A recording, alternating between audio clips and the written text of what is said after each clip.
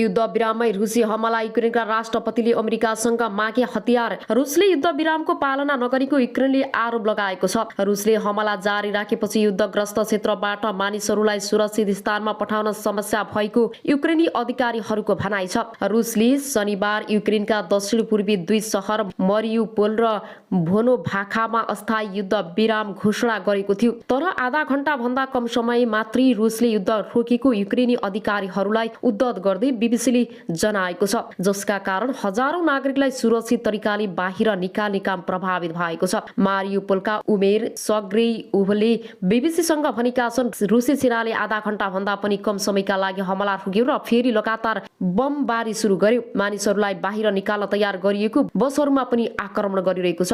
उनले भनेका छन्, रुसी सैनिकले शहरलाई ध्वस्त बनाइरहेका छन्, युक्रेनीहरूलाई मारिरहेका छन् र सडकमा छरिएका लास समेत हामीले उठाउन पाइरहेका छैनौं। आक्रमणमा कतिजना मारिए भन्ने समेत जानकारी छैन। यहाँ सकुशल अवस्थामा भौतिक संरचना यादमै होलान्। रुसले युक्रेनमा आक्रमण सुरु गरेको आज 11औं दिन हो। राजधानी किएभको उत्तर पश्चिम क्षेत्रका शहरहरूमा रुसी सेनाले आक्रमण जारी राखेका छन्। झर्पिनमा रहेका बीबीसी संवाददाताहरूका अनुसार यहाँबाट मानिसहरू अति आवश्यक सामानहरू बोकेर सुरक्षित स्थानमा जाने कोसिस गरिरहेका छन्। बीबीसीका अनुसार इर्पिनमा शनिबार रातभर पनि रुसले आक्रमण गरेको छ। रुसी सेना राजधानी किएभतर्फ अघि बढ्ने प्रयास गरिरहेका छन्। उनीहरूसँग युक्रेनी सेना र स्वयंसेवक लडाकुहरूले प्रतिशोध जारी राखेका छन्। यसैबीच युक्रेनका राष्ट्रपति भोलोदिमिर जेलेन्स्कीले अमेरिकी संसदलाई सम्बोधन गर्दै युक्रेनलाई फाइटर जेट दिन र रुसबाट तेल खरिदमा प्रतिबन्ध लगाउन माग गरेका छन्। अमेरिकी कांग्रेसका करिब 300 सदस्यहरूलाई भर्चुअल रूपमा सम्बोधन गर्दै जेलेन्स्कीले उक्त माग राखेको बीबीसीले जनाएको छ। सम्बन्धको क्रममा उनले युक्रेन आकाशलाई हवाई निषेधित क्षेत्र घोषणा गर्नुपर्ने माग फेरि पनि राखेका थिए। जेलेन्स्कीले युक्रेनलाई अतिरिक्त सैन्य सहयोग र मानवीय सहायता आवश्यक रहेको तर्फ अमेरिकी संसदको ध्यान आकर्षण गराएका थिए। तर अमेरिकी संसदले रुसबाट तेल खरिदमा प्रतिबन्ध लगाउने र युक्रेनलाई हवाई प्रतिबन्ध लगाउने पर्नेमा माग अस्वीकार गरेको बीबीसीले जनाएको छ। रुसबाट तेल खरिदमा प्रतिबन्ध लगाउँदा अन्तर्राष्ट्रिय बजारमा तेलको मूल्य अत्यधिक बढ्ने र युक्रेनको आवश्यक हवाई प्रतिबन्ध लगाउँदा युद्ध विस्तार हुने अमेरिकाको भनाइ छ। अमेरिकी सिनेटका नेता चक सुमरले युक्रेनका अन्य मागहरू पूरा गर्न अमेरिकी राष्ट्रपति जो बाइडन नेतृत्वको प्रकाशनलाई सघाउने वचन दिएको बीबीसीले जनाएको छ। अब अनुसारको समाचारतर्फ लागौं। नेपाली विद्यार्थी 10 दिनदेखि युक्रेनको बङ्करमा रहेका छन्। मरियुपोल शहरमा अझै बमबारी र भिडन्त भइरहेको युक्रेनी अधिकारीहरूको भनाइ छ कि मस्को सैन्य आक्रमण सुरु गरेको 10औं दिनमा युक्रेनका दुई शहरमा अस्थायी युद्ध विराम घोषणा गरेकोले रुसले त्यसको पालना नगरेपछि सर्वसाधारणको उद्धारमा कठिनाइ भएको छ। रुस तथा युक्रेनका अधिकारीहरूले मरियुपोल र भोल्नोभाक शहरमा अस्थायी युद्ध विराम गर्ने सहमति भएको घोषणा गरेका थिए। रुसी समाचार संस्था तासले युद्ध विराम सहमतिसँगै ती शहरका स्थानीयहरूलाई बाहिर निस्कन मानवीय निकास मार्ग खुल्ला गरिने जनाएको थियो। दुवै देशका अधिकारीहरू बीच भएको दोस्रो चरणको वार्तामा मानवीय सहायताका लागि माग खुल्ला गर्ने सहमति भएको थियो। तर रुसी पक्षले युद्ध विरामको पालना नगरेपछि सर्वसाधारणलाई मरियुपोलबाट बाहिर लैजाने काम स्थगित गर्नु परेको युक्रेनी अधिकारीले जनाएका छन्। सर्वसाधारणहरू फरक फरक स्थानमा आएर आश्रय लिनुपर्ने भन्दै छिट्टै थप जानकारी दिन समेत जनाएका छन्। यसैगरी मरियुपोलका उपप्रमुखले शहरमा अझै बमबारी भइरहेको र निकास मार्ग सकिने स्थानमा दुई देशका सेना बीच भिडन्त जारी रहेको बताएका छन्। स्थानीयले शहरमा हरेक 5 मिनेटको समयमा एउटा बम पड्केको आवाज सुनिने गरेको बताएका छन्। तर रुसी रक्षा मन्त्रालयले भने युक्रेनको दाबी गलत भएको र आफूहरूले सर्वसाधारणलाई शहरबाट बाहिरिन नरोकेको जनाएको छ। युक्रेनी राष्ट्रवादीहरूले नागरिकहरूलाई सदस्यहरू छाड्नबाट रोकेका छन्। रुसी रक्षा मन्त्रालयलाई उद्धत गर्दै अन्तर्राष्ट्रिय सञ्चार माध्यमहरूले जनाएका छन्, जसले युक्रेनी फौजलाई राष्ट्रवादी भन्ने गर्छ। सर्वसाधारणका लागि मानवीय सहयोगद्वारा बनाएपछि युक्रेनी फौजले उल्टै रुसी सेनामाथि आक्रमण गरेको दाबी गरेको छ।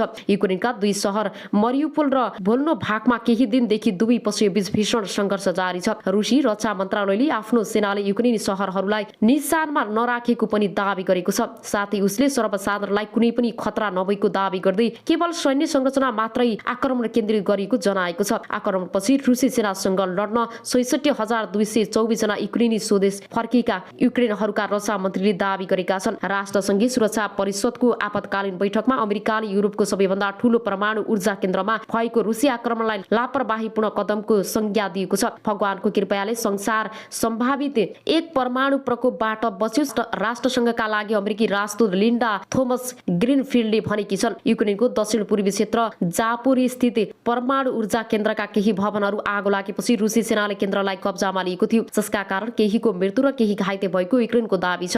तर रुसले केन्द्रमा आक्रमण नगरेको बताउँदै आएको छ। केन्द्रमा कुनै रेडियोधर्मी पदार्थ नरहेको अन्तर्राष्ट्रिय अनुगमनकर्ताहरूको भनाइ छ। रुसले हालसम्म युक्रेनको सर्भिक सहरलाई पूर्ण रूपमा नियन्त्रणमा लिएको छ। त्यस्तै राजधानी किव लगायतका सहरहरूमा पनि आक्रमण जारी राखेको छ। रुसी सेनाको आक्रमणका कारण शनिबार साँझसम्म करिब 12 लाख सर्वसाधारणले युक्रेन छाडेका शरणार्थी सम्बन्धी संयुक्त राष्ट्रसङ्घीय उच्च निकाय UNHCRले जनाएको छ। अब आउनुहोस् अर्को समाचारतर्फ लागौं। दुईटा मोर्चाको आकस्मिक बैठक। नेपाल कम्युनिस्ट पार्टीको केन्द्रीय कार्यालय बन्द गर काठमाडौँ बस्यो र नेपालका क्रान्तिकारी देशभक्त प्रगतिशील राजनीतिक शक्ति र नेपाली जनताको राष्ट्रिय रूपमा अस्वीकृत विरोध र देशव्यापी सङ्घर्ष गर्दा गर्दै पनि देउवा सरकारले रातारात MCC कन्फ्याक्ट पारित गर्न मूर्खता गरिरहेको छ। विज्ञप्तिमा यस्तो छ, राष्ट्रका विरुद्ध घोषणा गरिएको बन्द कार्यक्रमलाई पुरै तागतका साथ सफल पार्न देशभक्त वामपन्थी प्रगतिशील सच्चा लोकतन्त्रवादी लगायत आम जनसमुदायमा अनुरोध गरिएको छ। यसका विरुद्ध राष्ट्रिय रूपमा प्रतिवाद सङ्घर्ष सञ्चालन गर्नु देशभक्त नेपाली जनताको कर्तव्य हुन पुगेकाले विषयको यही संवेदनशीलतालाई दृष्टिगत गरी हामी 6 कम्युनिस्ट पार्टी र 2 मोर्चाले तत्कालीन जनसङ्घर्षको कार्यक्रम घोषणा गरेका छौँ। यसलाई पुरै लगातार तागतका साथ सफल पार्न देशभक्त वामपन्थी प्रगतिशील र सच्चा लोकतन्त्रवादीहरू लगायत आम जनसमुदायमा विनम्र अनुरोध गर्दछौँ। साथै आज MCCको विरोधमा आन्दोलनमा घाइते सम्पूर्ण देशभक्त योगदानहरूको स्वास्थ्य लाभको कामना गर्दछौँ। विज्ञप्तिमा भनिएको छ, नेपाल बन्दको घोषणासहित संयुक्त प्रेस विज्ञप्ति जारी गर्नेहरूमा नेकपा महासचिव विप्लव, नेकपा नौ क्रान्तिकारी माओवादीका महासचिव मोहन वैद, किरण नेकपा मसालका महामन्त्री मोहन विक्रम सिंह, नेपाल कम्युनिस्ट पार्टीका अध्यक्ष ऋषि कटेल, नेपाल कम्युनिस्ट पार्टी माओवादी समाजवादीका अध्यक्ष कर्णजित बुढाथोकी, देशभक्त जनगणतान्त्रिक मोर्चाका अध्यक्ष शिव गजुरेल र राष्ट्रिय जनमोर्चाका अध्यक्ष चित्र बहादुर केसी र वैज्ञानिक समाजवादी कम्युनिस्ट पार्टी नेपालका संयोजकका आहुति छन्। अब आउनुहोस् अर्को समाचारतर्फ लागौं। बनेपामा शंकास्पद वस्तु घटनास्थल पुग्यो सेनाको टोली। काभ्रेको बनेपा एउटा शंकास्पद वस्तु भेटिएको छ र बनेपाको पुल बजारमा शंकास्पद वस्तु फेला परेको जिल्ला प्रहरी कार्यालय काभ्रेले जानकारी दिएको छ। अहिले पुल बजारको खडक खण्ड बन्द गरिएको छ। नो MCC लेखिएको शंकास्पद वस्तु भएको क्षेत्रमा प्रहरीले सुरक्षा दिएको छ। शंकास्पद वस्तु निष्क्रिय पार्न नेपाली सेनाको टोली घटनास्थल पुगिसकेको छ। काभ्रेको बनेपामा एउटा अहिले पुल बजारको सडकखण्ड शंकास्पद वस्तु निष्क्रिय पार्न नेपाली सेनाको टोली घटनास्थल पुगिसकेको छ। अब आउनुहोस् अर्को समाचारतर्फ लागौं।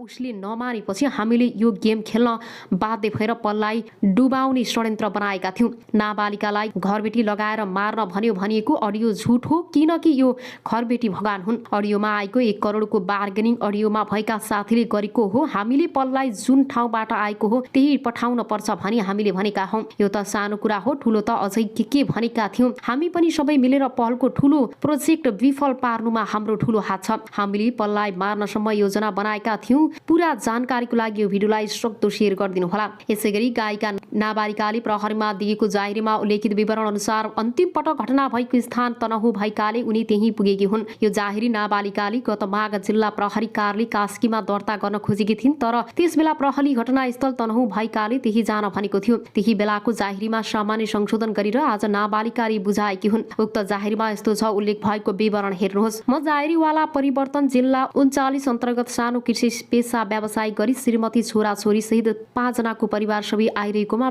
मेरी छोरी वर्ष 16 कि विगत 3 वर्षदेखि गायन क्षेत्रमा ख्याति कमाई स्वर राम्रो भएको कारण सामाजिक सञ्जालहरूमा समेत चर्चित भई इज्जत प्रतिष्ठा कमाउने काम गरेकी छन्। यसै क्रममा विभिन्न राष्ट्रिय कलाकारहरूसँग भेटघाट भई आफ्नो कला प्रस्तुत गर्दै आइरहेकी थिइन्। विगत अन्दाजी 3 महिना अगाडिदेखि मेरी छोरी गीत सङ्गीतमा त्यति धेरै मन नलगाउने एकोहोरो जस्तो बस्ने गर्दै आइरहेकाले नाबालक छोरीलाई के भएछ भनी म समेत समेतले कुरा गर्न खोज्दा छोरीले आफ्नो कुरा खुलाउन चाहिनन् र म समेतले छोरीको पहिचान पहिलाको र हालको स्वभाव तथा आफ्नो कलाकारिता प्रतिको नौराश्यता देखेपछि उनलाई निकै अनुरोध गरी पश्चाताप निजले आफ्नो घटनाको बारेमा बताए अनुसार हामीले जाहेरी दिएका व्यक्ति नेपाली सिने जगतका प्रख्यात कलाकार पूर्ण विक्रम शाह पल्सासँग मिति 2077 6 महिना 22 गति काठमाडौँ पिपुल बर बोटको गीतको भिडियो सुटिङ गर्ने क्रममा पहिलो पटक भेटघाट नै फेसबुक आइडी र फोन नम्बर समेत आदान प्रदान भएको रहेछ। कविक रूपमा नाबालक छोरीसँग भेट हुँदा निजपूर्ण विक्रम शाहले देखावटी रूपमा माया प्रेम गरेको बहन गरी भिडियो सुटिङ तथा अन्य भेटघाटको क्रमलाई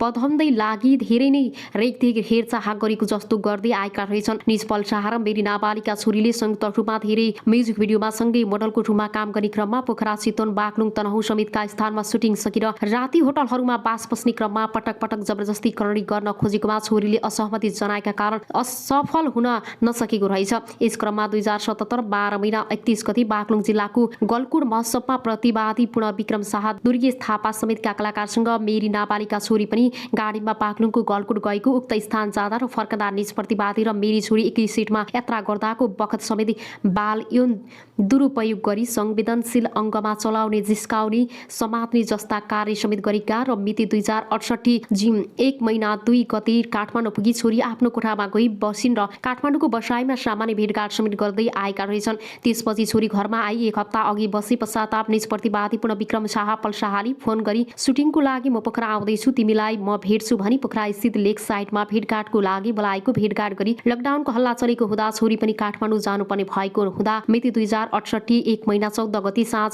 12 बजी पोखराबाट काठमाडौँ फर्किने क्रममा जिल्ला तनहुँ शुक्ला गण्डकी नगरपालिका वडा नम्बर 4 दुली गैडा स्थित प्रतिवादीको चिन्जानको व्यक्ति प्रदीप थापाको घरमा बसेका अवसरमा नाबालिका छोरी दिनभरिको थकानले खाना खाएपछि उक्त घरको दोस्रो तलामा सुत्न गएकी र प्रतिवादी पूर्ण विक्रम शाह र कमल खत्री भनी व्यक्ति सोही घरको छुट्टी कोठामा राति अन्दाजी 11 बजेसम्म रक्सी खाएर बसेको र राति अन्दाजी 12 बजेतिर निज प्रतिवादीले छोरीको मेसेन्जरमा म तिम्रो कोठामा आउँछु भनेर मेसेज गरेको र तुरुन्तै छोरीको कोठा ढक ढक गर्न आएका रहेछन्। छोरीले कोठा खोलिदिए पश्चाताप निज प्रतिवादी छोरी श्रुतिको कोठामा आएर छोरीलाई ललाई फकाई माया प्रेम गरेको बहाना बनाई तिमीले काठमाडौँको कोठा सर्न पर्यो म तिम्रो कोठामा दिनदिनै आउँछु तिम्रो बारेमा नराम्रो कुरा सुने भने मैले राम्रो मान्दिन भनी उमेर पुगेपछि विवाह गर्छु धोका दिन्न भन्ने विश्वास दिलाई छोरीको असहमति हुँदाहुँदै पनि जबरजस्ती करणी गरेका रहेछन्। छोरीलाई माया गरेको देखाउनको लागि वारदाताको भोलिपल्ट घोर बाराही मन्दिर समेत घुमाई दुली गैडाको सुटिङ सकेर काठमाडौँ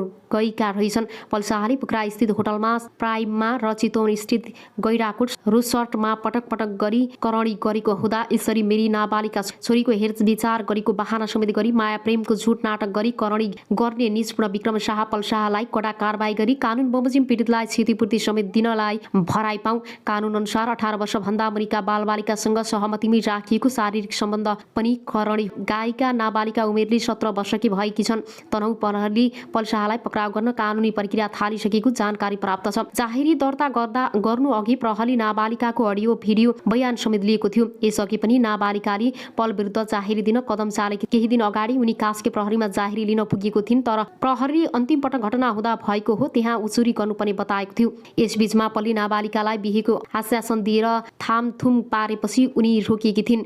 नायक पलले एउटा कुराकानीमा नाबालिकासँग आफ्नो शारीरिक सम्बन्ध रहेको स्वीकारोक्ति गरेको अडियो सार्वजनिक भएको थियो र नाबालिका 17 वर्षकी छिन्। नेपालको कानुनले 18 वर्षभन्दा कम उमेरकी किशोरी बालिकासँग सहमतिमै राखेको यौन सम्बन्धलाई पनि जबरजस्ती करणी मान्छ। कानुनमा कडा सजायको व्यवस्था छ। अब आउनुस् अर्को समाचारतर्फ लागौं।